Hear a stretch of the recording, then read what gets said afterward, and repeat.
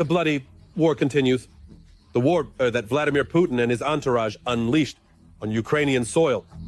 The heroic resistance of the Ukrainian armed forces and the entire Ukrainian people in their fight for freedom continues. Greetings, this is Front News. With you is Vladimir Timoshenko. In the next 30 minutes, you will find the truth about the war, which our journalists are uncovering from the hottest battle zones. So are you ready? Then we begin.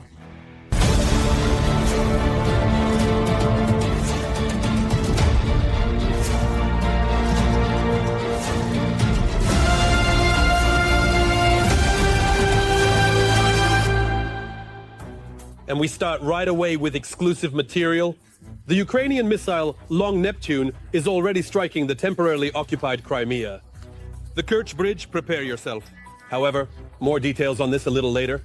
Meanwhile, Russia is now also terrorizing Kazakhstan. That's where 3 UAVs with the inscription Jaren fell. These are the same drones Putin uses in the war against Ukraine. And also a new breakthrough by the Ukrainian armed forces in the Belgorod region. Z-Publics hysterically report that the Ukrainian army has taken control of several more settlements. And before that, in the Belgorod region, the Ukrainian armed forces destroyed 4 enemy helicopters. Considering all this, the situation in the Bryansk region remains very tense. There, they are also expecting an offensive by the armed forces of Ukraine in the coming days. All the details in our report. A new successful operation by the Ukrainian army. Russian propagandists are forced to acknowledge the capture by Ukrainian forces, the village of Demidovka in the Belgorod region. In addition, the Ukrainian armed forces are also assaulting the settlement of Popovka and are already in the village. Zewa correspondents note that Ukrainians are advancing in the Belgorod region. According to the German publication Bild, the Ukrainian armed forces continue to advance on 3 more villages in the 10-kilometer border zone.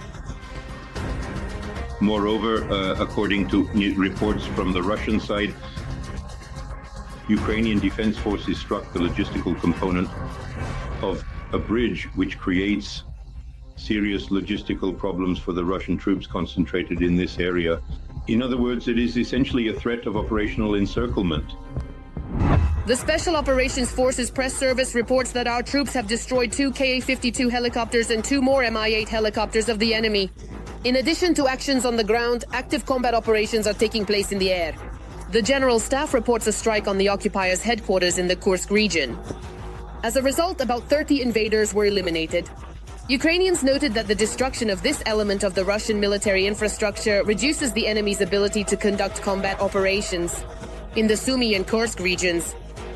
Ukrainians are also actively operating in the Donbas, managing to eliminate not only the enemy army but also Putin's propagandists. According to the Russian side, it was a so-called double strike, using HIMARS multiple launch rocket systems. Moreover, the Russian side was forced to acknowledge the colossal number of casualties among the personnel of the Russian army. In addition to the Russian army personnel, others were killed as a result of the Ukrainian Defense Forces strike on permanent deployment points. The operator of the Zvezda TV channel, Andrei Panov, and the driver of the film crew, Alexander Kuzmin, or Kelly. Additionally, it is reported that as a result of the strike on the permanent deployment points of the occupying army in Mikhailovka, Zvezda correspondent Nikita Goldin was seriously injured. As the Ukrainian side has repeatedly stated, the armed forces strike exclusively at military targets on the territory of the Russian Federation. However, even the Russians no longer hide this. Civilians often suffer. And all because the occupiers themselves direct drones at their own citizens instead of strategic targets. Drones that are linked to GPS. When they enter the range of electronic warfare, their course is disrupted. They head anywhere but towards the target. That's why they often end up in residential areas, crashing into hospitals, schools, and so on. Yes, the armed forces do not hesitate to strike at social facilities, but it makes no sense for them to have a drone fly 100 kilometers and hit a hospital. I repeat, the enemy drone entered the zone of our electronic warfare. It lost orientation and it falls wherever it happens to be. Considering the shortage of air defense systems, they are trying to cover exclusively on strategic objects. Moreover, it should be noted that by strategic objects they mean Putin's residence in Valdai or in Sochi. Every voice matters. Join our community, support independent journalism and help us bring you the truth from Ukraine. Become a member of Ukraine today. Join us now. And now let's talk about the war that is literally crossing borders. A drone with the inscription Jeren fell in Kazakhstan. These drones, as is known, are used by Russia for attacks against Ukraine. Since February, there have already been 3 such stray drones. The Russian Federation has more repeatedly made official statements about territorial claims on the northern regions of Kazakhstan. Moreover, I do not rule out that this is a possibility. Military political pressure on Kazakhstan with the aim of increasing the extraction of Kazakh oil and gas. Against the backdrop of the fuel crisis in the Russian Federation related to successful attacks by Ukrainian UAVs on oil refineries. It is quite possible that this incident is nothing more than another provocation by the Russians to disrupt negotiations, where they failed to pressure Ukraine's partners to withdraw troops from the Zaporizhia and Kherson regions, as well as from Donbas.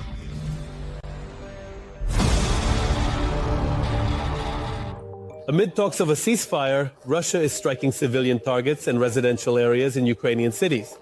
In particular, Kyiv is once again under attack. A Shahed drone attack claimed the lives of 3 people. Drone debris burned the place where a family of displaced persons from Orikhiv was temporarily residing. There, a father and daughter were killed, and his wife was seriously injured. Another drone destroyed an apartment in a high-rise building in the Dnipro district. A woman was killed there. TSN correspondent Mariana Bukan visited the site of the bloody events. Her chilling report. Watch further.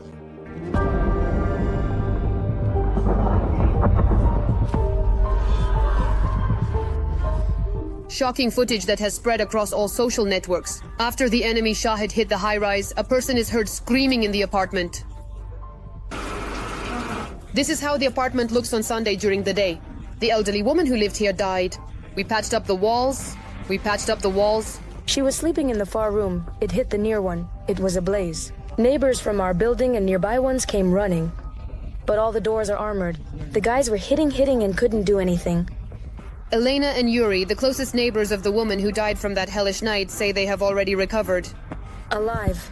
Alive and well. That's the most important thing. The most important thing. In Elena's apartment, volunteers have already covered all the broken windows with film. And when it hit, I woke up, but my curtain saved me. The curtain was held down by a table and all the glass stayed on it. In Yuri's apartment, the blast wave not only shattered the windows, but also completely destroyed the balcony, knocked out the doors, and tore off the window frame. Volunteers are also helping with the cleanup. I just want to say hello to my mom. This 15-year-old volunteer is named Salamia. She is the daughter of Valentina Kamaiko, the host of the program Breakfast with 1+1. And this is far from her first cleanup after enemy shelling in the apartments of Kyiv residents. I've been volunteering at these sites for about a year now. It's actually the anniversary of my first debris clearing. Throughout the entire day on Sunday, a fire truck remains at the house on the left bank of the capital. Rescuers are unable to extinguish the fire in the spaces between the roof and the apartments. Here on the streets, all the neighbors are sharing the horrors with each other of the night they endured, and the Kola looks. When it exploded, for some reason I thought it was like on Leningrad Square, because it seemed far away. But when I looked out, I saw it was already burning here. It banged, I got so scared I immediately ran to the corridor. My balcony doors opened by themselves completely. I didn't sleep at all. We didn't sleep at all. Very scary. Yet most of the residents in this high-rise are not planning to leave. They say they want to stay overnight, even if it's without all the windows but in their own apartments. We will outlive the Russians. And we will win. And we will win. God bless our armed forces.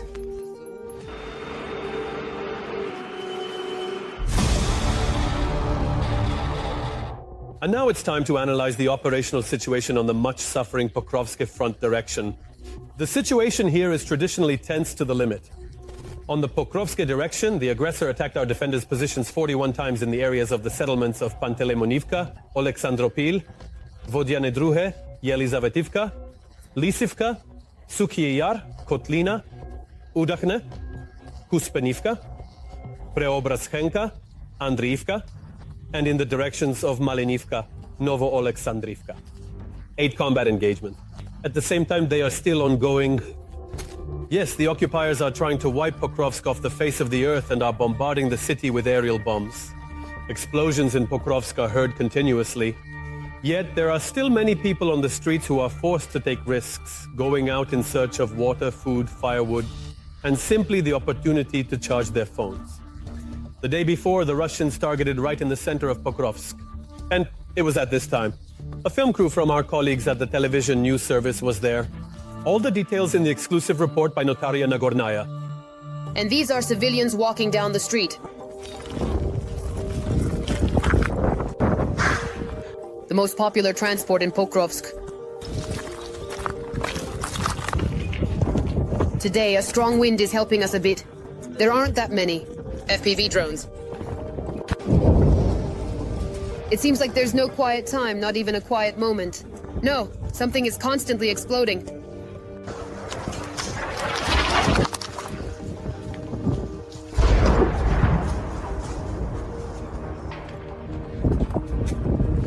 Igor, are you okay?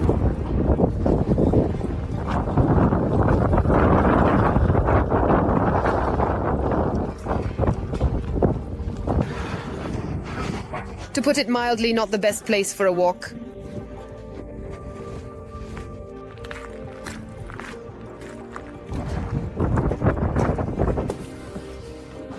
Just an ordinary hand of a TSN cameraman.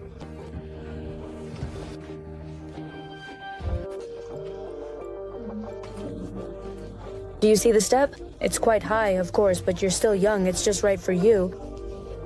It's nothing. Maybe it seems to me, Aunt. Aunt Valia has been declared the main optimist in the shelter, right? Yes, yes. Your lips are painted.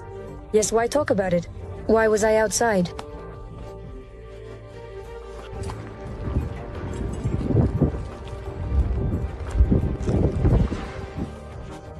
And while we are in the basement, 3 air bombs fell in Pokrovsk. But by local standards, they are said to be even small.